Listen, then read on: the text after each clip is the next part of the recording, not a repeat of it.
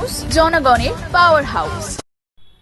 নমস্কার, এমডি নিউজে আপনাদের সকলকে স্বাগত। আমি মলয় রয়েছি আপনাদের সঙ্গে। আজকে আমরা আপনাদের সঙ্গে পরিচয় করিয়ে দেব কবি সাহিত্যিক অমৃতলাল বিশ্বাসের সঙ্গে। অমৃতলাল বিশ্বাস জীবনের বহু চড়াই উতরাই পেরিয়ে জীবনের বহু সংগ্রাম অতিবাহিত করে আজকে তিনি সাফল্যের চূড়ায় অবস্থান করছেন। কবি মহলে তার নাম সমাদৃত। জীবনের ঘাত প্রতিঘাতের বাধাকে অতিক্রম করে তিনি পিএইচডি করে ডক্টরেট উপাধি অর্জন করেছেন। ডক্টর অমৃতলাল বিশ্বাসের জীবনের নানা অজানা কথা এবং তার পিএইচডি করার তথ্য আপনাদের সামনে তুলে ধরলাম তার একান্ত সাক্ষাৎকারে। প্রথমেই এমডি নিউজকে অনেক অনেক ধন্যবাদ জানাই আমার এই বাড়িতে অর্থাৎ আমার লাইব্রেরিতে এসে আমার ইন্টারভিউ নেওয়ার জন্য। তিনি জানতে চেয়েছেন আমি কিভাবে পিএইচডিটা করলাম, এখানে আসার উদ্দেশ্যটাই বা কী। মূলত 2006 সালে আমার প্রথম গ্রন্থ লোকজীবন যুক্তিগত প্রতারণা কলকাতা ইউনিভার্সিটির দ্বারভাঙ্গা হলে প্রকাশিত হয়।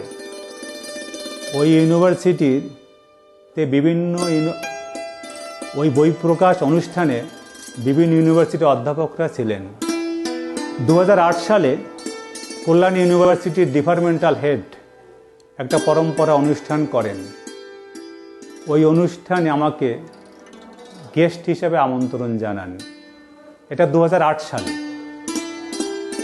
আমি গেস্ট হিসেবে যাদের ভিতর বসেছিলাম তারা প্রত্যেকে এমফিল, পিএইচডি, ডিলিট, আর আমি ম্যাথে অনার্স পাস করা একটা ছাত্র বা লেখক বলা যায়।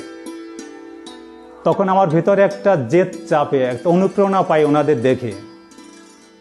তারপরে বিভিন্ন ঘটনাক্রমে আমি বাংলায় অনার্সে ভর্তি হই।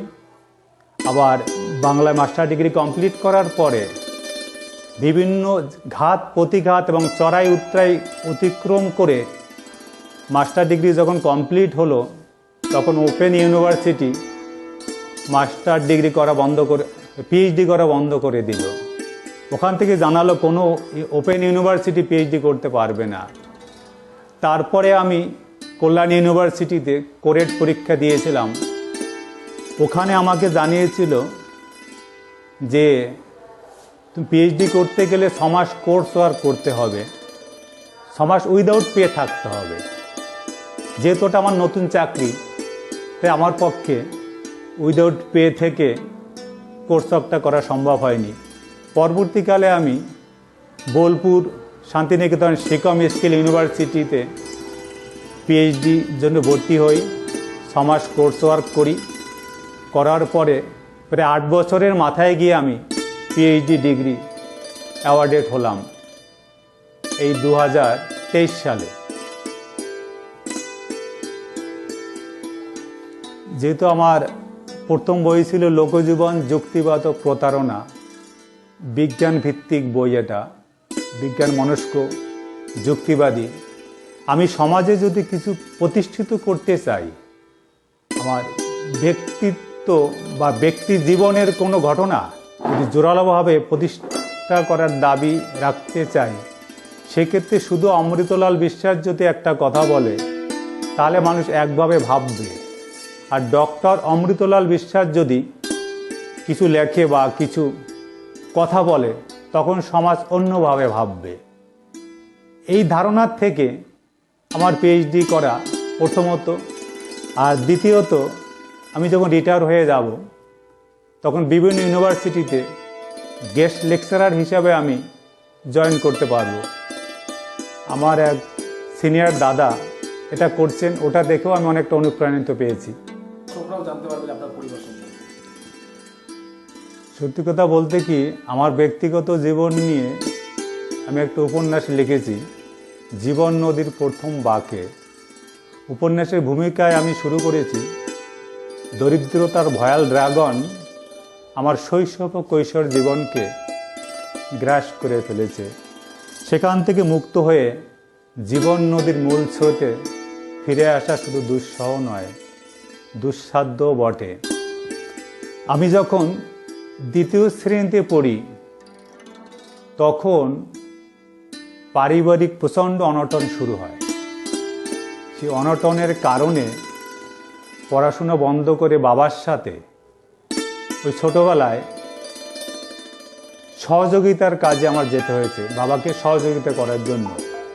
তার জন্য আমার 2 বছর লেখাপড়া বন্ধ হয়ে যায়। 2 বছর, 2 বছরের মাথায় গিয়ে 3 বছর আমার পড়াশোনা বন্ধ হয়ে যায়। 3 বছরের মাথায় গিয়ে আবার আমি 3তে ভর্তি হই। ভর্তি হওয়ার সময় বাবাকে কথা দিয়েছিলাম। বাবা প্রথমে আমাকে ভর্তি করাতে রাজি হননি।